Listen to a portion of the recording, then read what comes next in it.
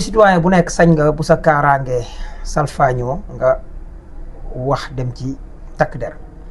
Man de wax naa leen fii keroog ne leen ci bi ma demee cybercriminalité tax kulunaa ya doon ma yuuxoo ma ne leen lii rek day wane ne yéen fu ngeen jekkoo askan wi wan leen ko ndax fi ngeen jàpp ne yéen a ngi fa am supériorité numérique yéen a ngi taxaw di ma bundu xataal te yéen a ngi wax naan justice kenn ku nekk dafa nàngam malgré loolu teewut ma dëggal sama bopp ba mu yegg. loolu nag noonu yi depuis fi Macky Sall di nekk menace bu dul boobu jinne yaakaar naa am nañu ko xam. Menacé nañ ma ko woote nañ saaga dajeeg yow wax lu leen neex mais yooyu man xam nga damaa jàpp ne xaj bi mat du baw maanaam dama xalaatu ci réew mi ma nekk ma fiy dox fenn di làqatu wala may naan lii wala laa loolu ñi ma xam ñëpp xam nañ ko su leen neexoon fii ma nekk di àjjoog yéen addu ak yéen am na koo xam ne sama colocataire la man maa ko luyee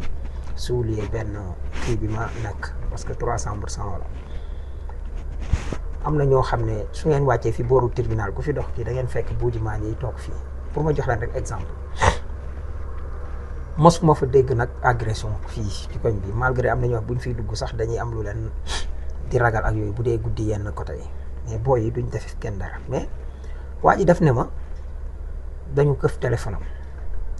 lii may wax ni ku weddi nga def enquête man nag bokkuma ci ñiy waat ci kaamil ak affaire yooyu di yëf yooyu c'est pas ceeb waa ji laa ne ko foo nekk mu ne ma maa ngi ci suuf ma ne ko xaar ma ñëw ànd ak moom ba ci biir jàggu gaay ne leen depuis 2015 ñu ngi fi dëkk ak yéen ku desal lekk sax buñ nangam dañuy wàcc man maay wàcc di leen ko joxal sama bopp ak yeneen ak yeneen lii mosuñ ko fee dégg soit muy yéen wala muy ngeen sàggan ba keneen ñëw ci seen territoire def ko fi bu mu ci mën a nekk mooy am naa capacité ngeen jóge fi parce que nag damay àddu ñuy teewlu yenn booy xàmme nañ ma génne leen yenn yi non grand bi noo xoolal kenn moo fi nangam ak yooyu ñuy waxe ma ne leen bu mu fi amati boobaak léegi amatu fi pour wane rek yenn saa yi ay yambari nit bëgg a taxaw ci plateau yi wala se victimiser wu di wax damaa jëlee nag yeneen yi nga xam ne ay kuluna APR ak wala ay ñeneen ak ñeneen yàgg nañ ko def suñu jëmm yi am ci yoo xam ne sax dafay ne fàng nit def la ko mais bi ñuy nekk ci combat bi dëgg da nga koy garder pour yow parce que bu ko sa ñun ñëpp suñu ndey ak suñuy baay ñun ñëpp la ñuy yàgg di tere naa ñu lii ak laa am na ci suñu papa yoo xam ne suñu ay rakki papa wala ay bokki papa yoo xam ne wala suñu nijaay yoo xam ne sax ci beneen côté bi la ñu faroon dañ daan dem ci paa bi di def pression wala sama yaay que pour mu wax parce que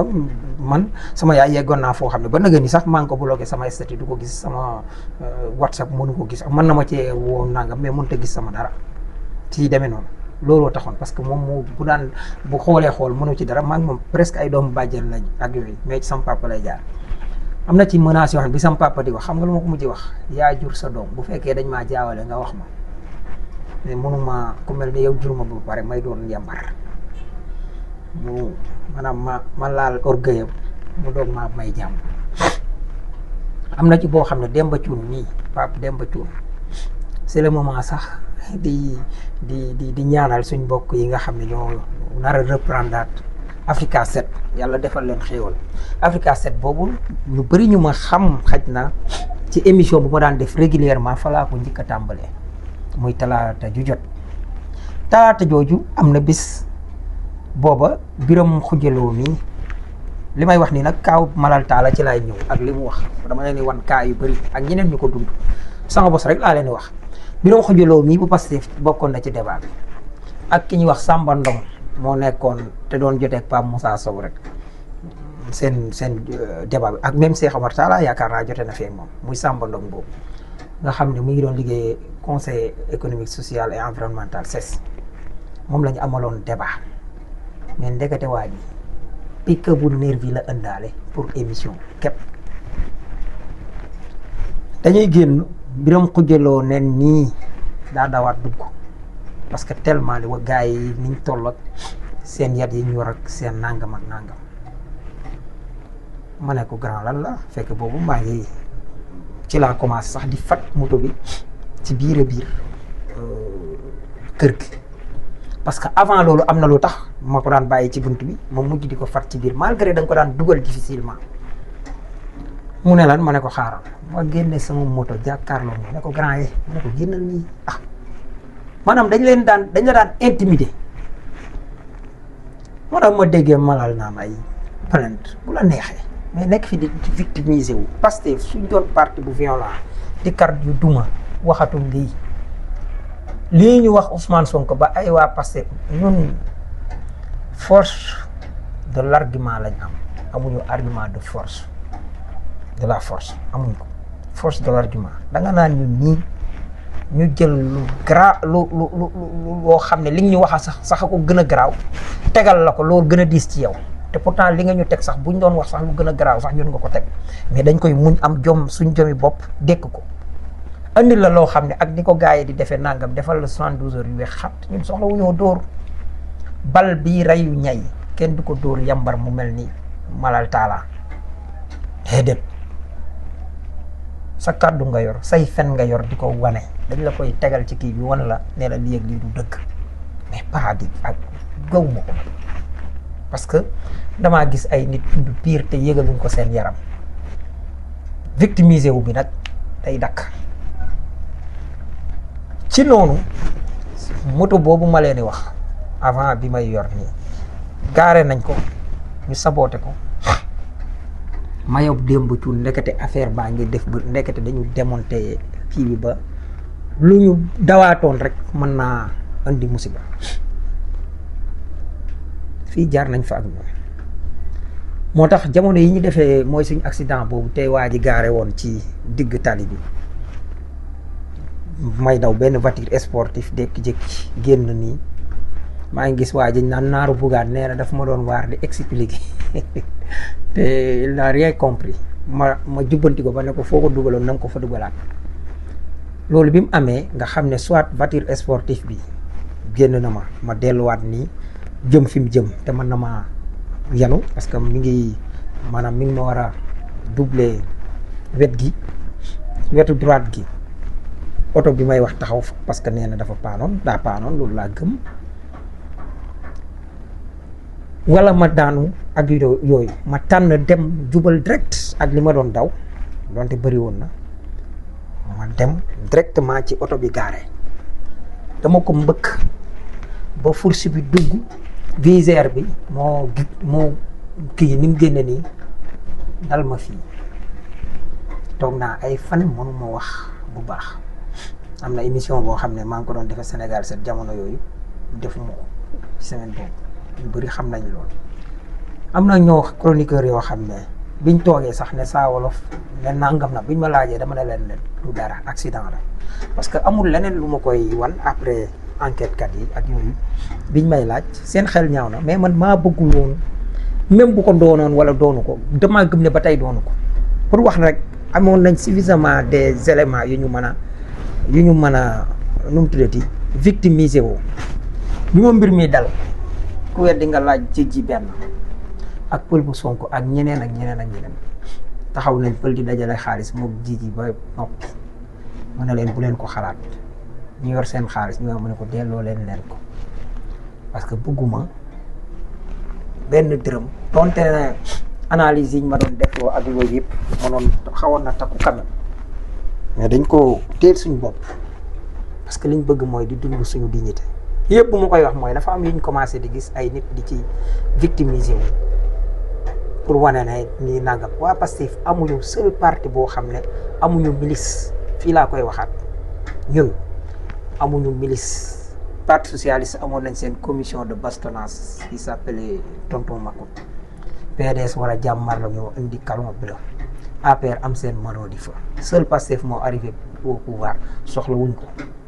calon bleu yooyu gis ngeen yéen a ngi fàttaliku bu Talla Sylla jàllee baat Abdoulaye Wade dañ koo defal bagage ñun soxla wuñ loolu on n'est pas violent dafa am pratique yoo xam ne nag l'ancien régime dañ ko doon utiliser bëgg ñuy continuer di ko utiliser ba tey te mooy yi ma leen wax ba ci kaawu Kocc keroog wax naa leen ko samedi avant kenn di wax nee naa leen Kocc dëgg la xarañ la am na matuwaay yu mu jël mais matuwaayam yi mu am léegi wóor na leen ne bañ koy kii yu sophistiqué lañ fa fekk ay brouilleur d'image ak nangam kon bi muy door la gënoon a neex a jàpp inspecteur bi wala nangam wax na ko enquête yu ñu fa fekk la continuer ko lu taxoon enquête yi taxaw benn place su ma ko boolee ak ancien régime bi ni ñu aayee ci doomu borom alal am na lu may ñaawloo sama xel dem leen fii boomu comme ni bàyyi Kocc yóbboo Kocc jàngal mu jànge ji Amérique wala feneen ak feneen ak feneen doon ku xarañ noonu la nit ku sant Ba jëlee doomam yóbbu ko Canada mu jàngi yor ñaari société yu mu taxawal daa xëy ne baayam moo ko may société bi ñëw génne signature bi ñu labaj ba mujj mu jël société bi lii fi la ñu fekk parce que bu ñu xamee ne waa ji sant Ba dafa jub mënoo koo defarloo ay fausse facture wala nangam ak nangam pour muy def yéen a ma gën a xam mu mën a am détournement xaalis boo xam ne mi ngi ci ancien régime bi moom la doon def soo ko mënut suñ gisee sa doom dañuy jaar ci moom. gisaan ngeen beneen sëñ bi sant Sarr nga xam ne ci wàllu transport prestige ni mu ci mel kooku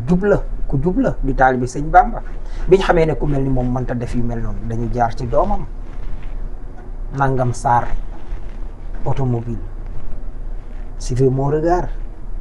gis ngeen amaat na keneen koo xam ne it Nangam Ndaw tey ñenn ñi ngi wax même ci affaire scientifique bi ak bu Pape ak bu Amadou Sall est-ce que nangam bëri ñoo xam ne ancien régime bi ci seeni doom la ñuy jaar seen doom yoo xam ne dañu jànge ji feneen ak feneen ñu mën leen a fekk foofu xam ne ñu ngi paree ñëw nangam di préparer seen ay mbir xool leen juróom-ñeenti at yàlla xanaa kon nguur gi def gu njëkk gi def fee toog ba 2013 jàpp 2014 ak 2015 rek waa ji installé wu ba nëgën ak gisu leen benn la motif wu ku njala ministre la woon ca fee wala directeur wala nangam te ñu gën a jubadi ci ñoom lañ nekk dañoo lekk la ñenn ci ñoom gisoo ko fa su demee bay am dañ naan la da nga gis sax benn journaliste boo xam ne nee woon nañ fàng ay mbiram kooku kam doon seqal ab ministre la woon lu tax loolu beneen bi mooy coow li muy alimenté ñu jékki-jékki ne la kilifa sàngam mi ngi ci nangam état bu tayal wala boo xam ne nii day def alalu réew mi jaarale ko yoon day soxla genre coow yooyu alimenté coow yooyu pour nëbbe ko comme lu tax Kocc di doog a daanu parce que rupture parce que boo mosaana dem topp tànk bi ba fëgg duñ ne la taxawal suivez mon regard yiy jub ci réew mi lii def ci feeñ rek muy affaire Kocc waaye ak yeneen victimisation bi ngeen di def waa Pastef suñ bëggoon a kar nit duma